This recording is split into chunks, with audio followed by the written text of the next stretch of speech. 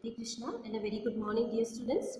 Students, today we will read the 9th chapter of English grammar, use of apostrophe s.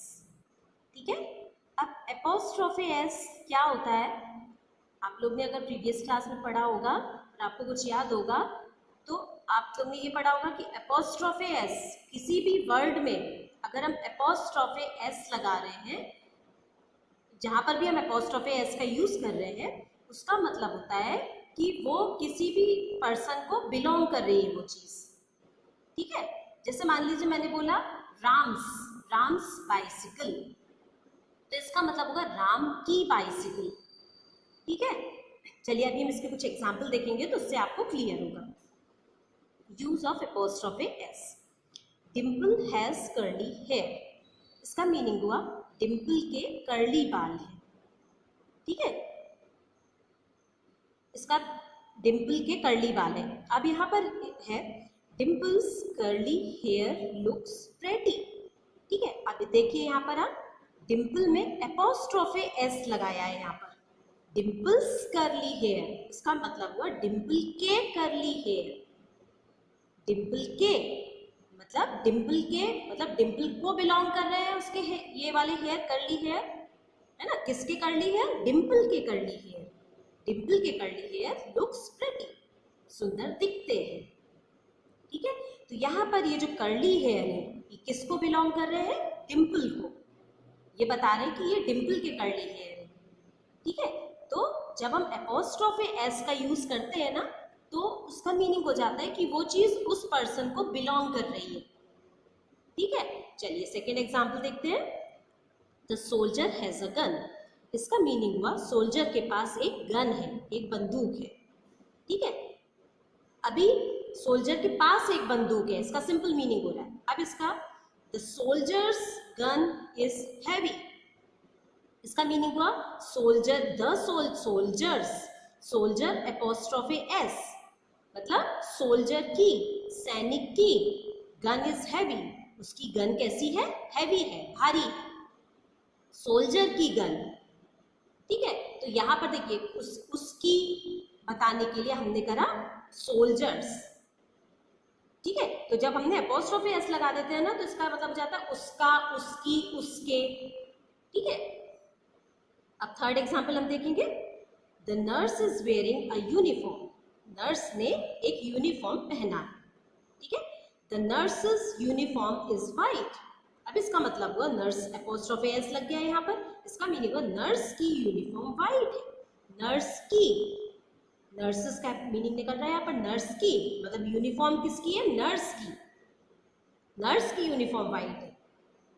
ठीक है, ये आपको clear हुआ अभी कि जब हम एपोस्ट्रोफे लगाते हैं एस कर देते हैं उस वर्ड में। अब यहाँ पर देखिए, यहाँ पर जो नर्स वर्ड था ना इसका मीनिंग निकल रहा है the nurse is wearing A, nurse एक यूनिफॉर्म, नर्स ने एक यूनिफॉर्म पहना है। ठीक है, अब हमको बताना नर्स की यूनिफॉर्म, तो हम क्या करेंगे? Nurses uniform, nurse apostrophe S. ठीक है, तो इस तरह से कभी भी आपको एक, जैसे हमको हिंदी में बोलते हैं ना ये उसकी किताब है। ठीक है, तो लेकिन जब कभी भी जैसे नाउन आता है ना तब उसमें एपोस्ट्रोफे एस लगेगा। कभी भी प्रोनाउन के साथ में एपोस्ट्रोफे एस का यूज नहीं होता है।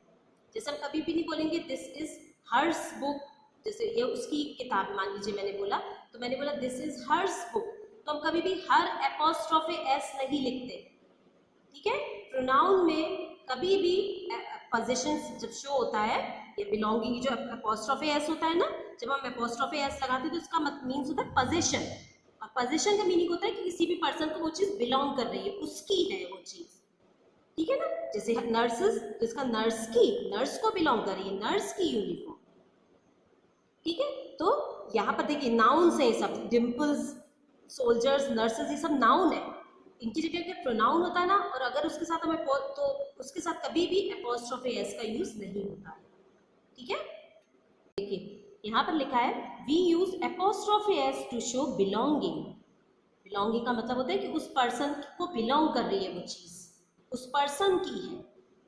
ठीक है, तो यहाँ पर लिखा है कि हम एपोस्ट्रोफे एस का यूज करते हैं बिलोंगिंग को शो करने के लिए, ये बताने के लिए कि ये चीज उसकी, जिस पर्सन की है उसको उसकी बताने के लिए हम एपोस्ट्रोफे एस का यूज करते हैं। ठीक है, चलिए प्रैक्टिस टाइम 9.1 देखेंगे, इससे आपको और क्लियर होगा apostrophe S. Fill in the blanks with the correct forms of the words given in the brackets. ठीक है, यहाँ पर आपको ब्लैंक को फिल करना है और यहाँ पर वर्ड्स दिए हैं, आपको करेक्ट वर्ड को यहाँ पर फिल करना है। ठीक है, the dash bag is full of letters, इसका मीनिंग हुआ यहाँ ब्रैकेट में पोस्टमैन दिया हुआ है। ठीक है, अब देखिए आप इसका हिंदी में मीनिंग ट्रांसलेट करिए कि the dash bag is full of letters, postman का बैग लेटर्स से फुल है। तो हम पोस्टमैन का, देखिए का आया ना यहाँ पे, है ना, तो उसमें मतलब ये शो है कि पोस्टमैन का बैग, किसका बैग है, किसको बैग किसको बिलोंग कर रहा है, पोस्टमैन को। तो हम करेंगे postman's bag, postman apostrophe S. ठीक है, second sentence, I am writing with my dash pen, मैं अपने, अब ब्रैकेट में फादर वर्ड दिया हुआ है, मैं अपने पापा के पेन से लिख रहा हूं, पापा के, तो फादर एपोस्ट्रोफे एस।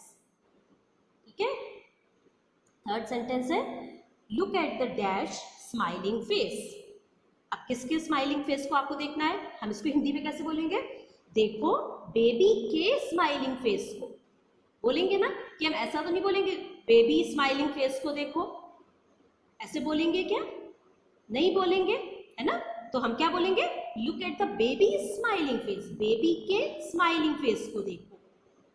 तो उसके लिए क्या होगा, बेबी एपोस्ट्रोफे एस। ठीक है, fourth sentence, dash dolls are very interesting, किसकी डॉल्स, माला की डॉल्स, सो माला एपोस्ट्रोफे एस, इसका मतलब हो जाएगा माला की dolls are very interesting. Clear हुआ आप लोगों को, है ना, आज हमने ये एपोस्ट्रोफे एस पढ़ा और ये बहुत इजी है, आप इस वीडियो को एक दो बार देखेंगे तो आपको बिल्कुल आराम से समझ में आएगा, और उसके बाद आप कभी भी सेंटेंसेस में यूज देखेंगे ना इसका, तब भी आपको समझ में आएगा कि हम एपोस्ट्रोफे एस का यूज क्यों करते हैं। ठीक है, तो इस वीडियो को ध्यान से देखिएगा, और प्रैक्टिस टाइम 9.1 आप लोग, ये 9.1 ये वाला एक्सरसाइज आप लोगों को बुक में ही सॉल्व करना है। Okay, so next exercise we will do in next class. That's all for today. Thank you all of you and take care.